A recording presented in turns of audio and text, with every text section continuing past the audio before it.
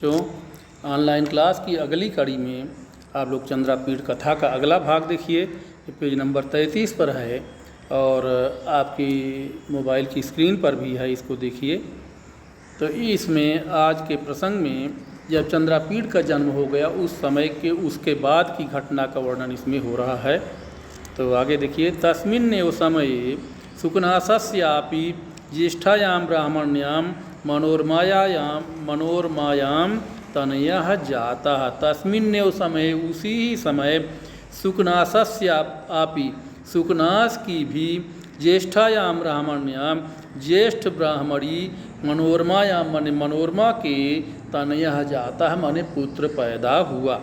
यानी तस्मिन्नेव समय, उसी ही समय, सुकनासस्य अपि, सुकनास की भी, ज्येष्ठायां ब्राह्मण्यां मन ज्येष्ठ ब्राह्मणी, मनोरमायां मन मनोरमा के, तनयः जातः मन पुत्र पैदा हुआ।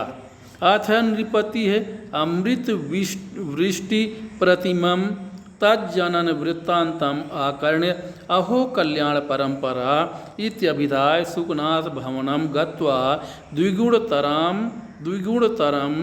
उत्सवम अकार्यत। अथ मन इसके बाद, नृपति है मने राजा तारापीठ, अमृत वृष्टि प्रतिमम, अमृत की वर्षा के प्रतिमम माने समान, अमृत वर्षा के समान, यानी अमृत वृष्टि के समान, अमृत की वर्षा के समान, प्रतिमम माने समान। फिर देखिए अथ माने इसके बाद, नृपति है माने राजा तारापीठ, अमृत वृष्टि प्रतिमम, अमृत की वर्षा के समान, तज्जनन वृत्तांतम आकर्ण्य, तज्जनन उसके, यानी सुकनास की पत्नी ज्येष्ठ ब्राह्मणी मनोरमा के पुत्र पैदा होने के वृत्तांत को आकर्ण माने सुनकर, तज्जनन वृत्तांतम आकर्ण उसके जन्म के वृत्तांत को सुनकर, अहो कल्याण परंपरा, अहो कल्याण परंपरा यानी कह रहे अरे, अहो माने अरे, कल्याण परंपरा, एक कल्याण के बाद दूसरे कल्याण का आगमन, इत्यभिधाय ऐसा कहा करके, सुकनास भवनम गत्वा, सुकनास के भवन में जा करके, द्विगुणतरम उत्सवम अकार्यत, दो गुना, द्विगुणतरम माने दो गुना, उत्सवम अकार्यत उत्सव करवाया। फिर से इस वाक्य को देख लीजिए। अथ नृपति मन इसके बाद राजा तारापीठ, अमृत वृष्टि प्रतिमम, अमृत की वर्षा के समान, तज्जनन वृत्तांतम आकर्ण उसके जन्म के वृत्तांत को सुनकर, यानी सुकनास और मनोरमा के पुत्र के जन्म का वृत्तांत सुनकर, अहो कल्याण परंपरा, अरे एक कल्याण के बाद दूसरा कल्याण, इति अभिधाय ऐसा कहा करके, सुकनास भवनम गत्वा, सुकनास के भवन में जा करके, द्विगुणतरम माने दो गुना, उत्सवम अकार्यत उत्सव करवाया।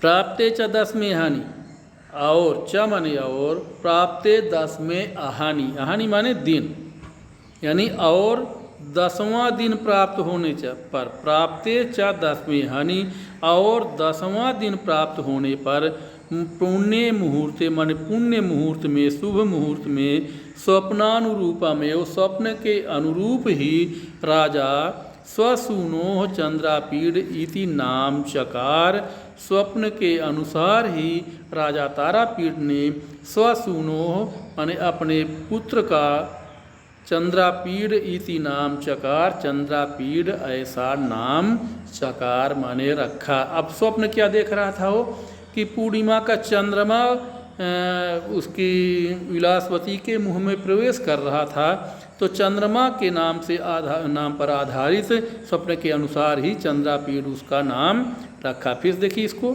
प्राप्ते च दसवें हानि, और 10वां दिन प्राप्त होने पर, पुण्य मुहूर्ते मन शुभ मुहूर्त में, स्वप्नानुरूपेण, स्वप्नानुरूपमेव स्वप्न के अनुरूप ही, राजा तारापीठ स्वसूनो माने अपने पुत्र का, चंद्रापीठ इति नाम चकार, चंद्रापीठ ऐसा नाम रखा। अपरेद्यु, और दूसरे दिन, सुकनासः अपि ब्राह्मणोचिता सकला क्रिया कृत्वा ब्राह्मणों के लिए उचित सकला क्रिया कृत्वा संपूर्ण क्रियाएं करके विप्रजनोचितम ब्राह्मणों के लिए उचित आत्मजस्य मने अपने पुत्र का नाम वैशंपायन इति नाम चक्रे वैशंपायन ऐसा नाम रखा। फिर देखिए इसको अपरेद्युः माने दूसरे दिन सुकनासः आपी सुकनास भी ब्राह्मणोचिता ब्राह्मण धन उचिता ब्राह्मणोचिता है यानी यहाँ पर गुण संधि का प्रयोग किया गया है। ब्राह्मणों के लिए उचित सकलाह क्रिया कृत्वा संपूर्ण क्रियाएं करने के बाद विप्रजनोचितम विप्रजनों द्वारा उचित आत्मजस्य अपने पुत्र का नाम वैशंपायन इति नाम चक्रे वैशंपायन ऐसा नाम रखा। तो बच्चों इसमें दिया गया है कि राजा ने अपने पुत्र का नाम 10वें दिन रखा, जन्म होने के बाद 10वें दिन, और दूसरे दिन यानी 11वें दिन सुकनास जो मंत्री ब्राह्मण मंत्री सुकनास थे वो 11वें दिन अपने पुत्र का नाम रखा। तो 10वें और 11वें दिन कहा जाता है कि नाम रखा जाता है। वास्तव में ब्राह्मण क्षत्रिय वैश्य वगैरह वगैरह में सब में 10वें 11वें 12वें दिन में ही नाम रखा जाना चाहिए। तो यहाँ पर चंद्रापीड़ का नाम 10वें दिन रखा गया और वैशंपायन का नाम जन्म के 11वें दिन उन्होंने रखा। तो इसलिए कह रहा है कि अपरेद्यु हमारे दूसरे दिन यानी 10 दिन के बाद 11वें दिन अगले दिन। तो अपरेद्यु सुकनासः अपि दूसरे दिन या अगले दिन सुकनास भी ब्राह्मणोचिता ब्राह्मणों के लिए उचित सकलाह क्रिया कृत्वा संपूर्ण क्रियाएं करके विप्रजनोचितम विप्रजनों द्वारा उचित आत्मजस्य अपने पुत्र का नाम वैशंपायन इति नाम चक्रे वैशंपायन ऐसा नाम रखा। चक्रे माने रखा, वैशंपायन ऐसा नाम रखा। क्रमेण च कृतचूड़ाकरण आदि बाल क्रियाकलापस्य शैशवम अतिचक्राम स वैशंपायनस्य चंद्रापीडस्य। क्रमेण च और क्रम से कृतचूड़ाकरण आदि बाल क्रियाकलापस्य कृतचूड़ाकरण चूड़ाकरण यानी मुंडन संस्कार आदि जो बाल क्रियाएं होती हैं, चूड़ाकरण यानी मुंडन आदि जो बाल क्रियाएं होती हैं, तो क्रम से और क्रम से कृत चूड़ाकरण आदि बाल क्रियाकलापस्य यानी मुंडन आदि बाल क्रियाएं की गई उनकी बाल क्रियाएं करते हुए शैशवम अतिचक्राम शैशवावस्था उनका बचपन जो था शैशवम माने बचपन चंद्रापीड से सवैशंपायनस्य अतिचक्राम चंद्रापीड के साथ वैशंपायन की भी शैशवावस्था व्यतीत हुई। फिर से देखिए इसको क्रमेण च और क्रम से कृतचूड़ाकरण आदि बाल क्रियाकलापस्य यानी मुंडन संस्कार आदि बाल क्रियाएं किए जाने के बाद चंद्रापीड से सवैशंपायन से शैशवम अतिचक्राम चंद्रापीड का वैशंपायन के साथ चंद्रापीड की शैशवावस्था अतिचक्राम माने व्यतीत हो गई, बीत गई। अब प्रश्न उत्तर देखिए बच्चों। अब इसमें पहला प्रश्न है मनोरमा का आसीत। मनोरमा कौन थी?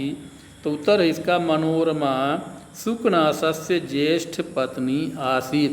मनोरमा सुकनास की ज्येष्ठ पत्नी थी यानी बड़ी पत्नी थी। इसका मतलब कि सुकनास के और पत्नियां रही होंगी, लेकिन सबसे बड़ी जो पत्नी थी वो मनोरमा नाम की थी। तो मनोरमा सुकनास की ज्येष्ठ पत्नी थी। फिर अगला प्रश्न स्वप्नानुरूपेण राजा स्वसूनोः किम नाम चकार। स्वप्न के अनुरूप राजा तारापीड़ ने स्वसूनोः किम नाम चकार अपने पुत्र का क्या नाम रखा। तो उत्तर है स्वप्नानुरूपेण राजा स्वसूनोः चंद्रापीड़ इति नाम चकार। स्वप्न के अनुसार राजा तारापीड़ ने स्वसूनोः अपने पुत्र का चंद्रापीड़ इति नाम चकार, चंद्रापीड़ ऐसा नाम रखा। अगला प्रश्न है चंद्रापीड़ कस्य पुत्र आसीत्, चंद्रापीड़ किसका पुत्र था? तो उत्तर है चंद्रापीड़ राजा तारापीड़ से पुत्र आसीत्, चंद्रापीड़ राजा तारापीड़ का पुत्र था। फिर अगला प्रश्न है सुकनासस्य पुत्रस्य किम नाम आसीत्, सुकनास के पुत्र का क्या नाम था? सुकनासस्य पुत्रस्य किम नाम आसीत्, सुकनास के पुत्र का क्या नाम था? इसका उत्तर है सुकनासस्य पुत्रस्य वैशंपायनः नाम आसीत्, सुकनास के पुत्र का नाम वैशंपायन था। तो आज इतना ही, इसके बाद अगले दिन फिर आगे पढ़ाएंगे। धन्यवाद।